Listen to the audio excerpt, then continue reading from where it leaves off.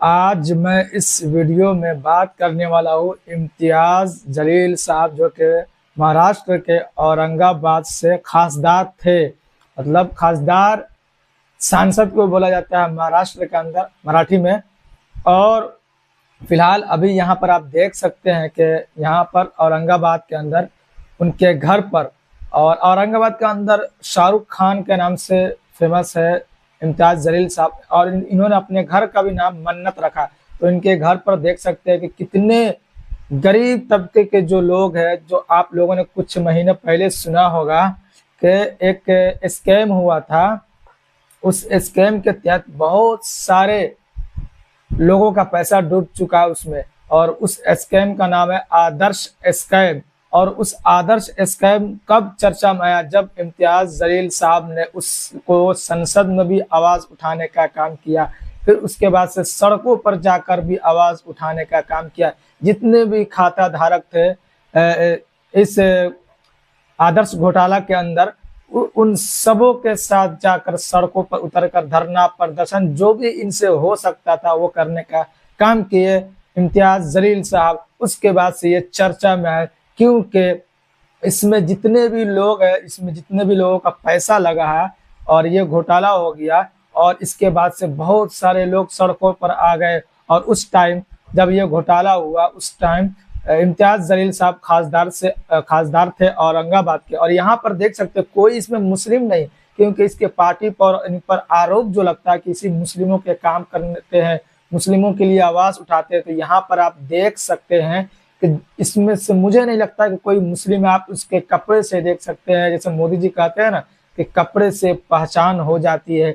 तो आप यहाँ पर देख सकते हैं कि सभी गैर मुस्लिम हैं, फिर भी इतनी ईमानदारी के साथ काम करते हैं, सभी को लेकर चलने का काम करते हैं। और अभी फिर जो सांसद नए चुन कर आए हैं औरंगाबाद से, जो कि शिंदे गुट शिवसेना से, लेकिन लोगों को उनके ऊपर भरोसा नहीं है, ट्रस्ट नहीं है।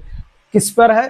तो पूर्व सांसद इम्तियाज जलील साहब पर। इनसे जितने भी लोगों का पैसा इस स्कैम में, आदर्श स्कैम में डूबा, वो सब फिर से जो कि इम्तियाज जलील साहब से मिलने का काम किया, उनके घर पर, उनके आवास पर आए, और सभी ने, किसी के आंखों में आंसू कि वो कैसे हार गए, हम सबों ने वोट देने का काम किया। लेकिन इम्तियाज जलील साहब ने सबका पीठ थपथपाते हुए कहा कि कोई बात नहीं, हमसे जितना हो सकेगा हम जरूर करेंगे, सबकी जो भी हो सकता है सबका काम करने का हम काम करेंगे।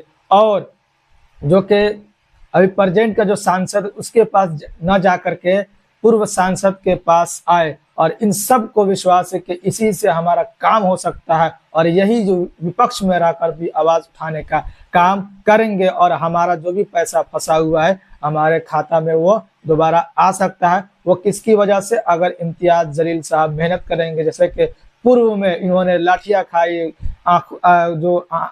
गोले होते हैं, आंसू गोले, उनको छोड़ा गया था। जैसे बहुत सारे वीडियो वायरल हुआ था, बहुत इनको दिक्कत और कठिनाई हुई इस आंदोलन में, फिर भी ये रुके नहीं, झुके नहीं, डटे रहे सभी के साथ। और जितने भी यहाँ पर भाई बहन, महिलाएं, पुरुष पहुंचे हुए, सभी ने आशीर्वाद दिया फिर से, और कहा कि जितने फिर से जब समय आएगा चुनाव का, तो हम लोग आपको आगे भेजने का काम करेंगे। कुछ कमी रह गई है, और फिर भी 3.25 लाख के करीब वोट लेने का काम किए, जो कि इम्तियाज जलील साहब पे। ये सब जो वोट जो है, ये सिर्फ एक समाज का वोट नहीं है।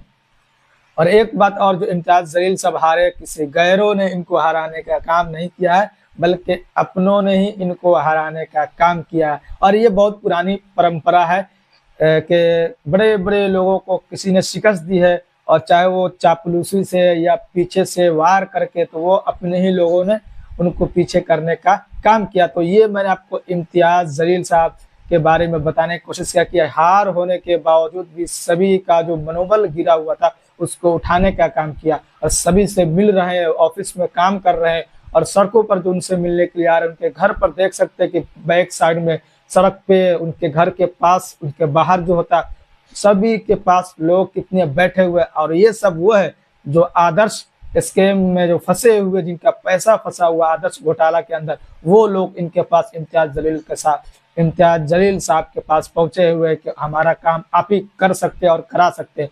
तो ये है इम्तियाज जलील साहब का पावर।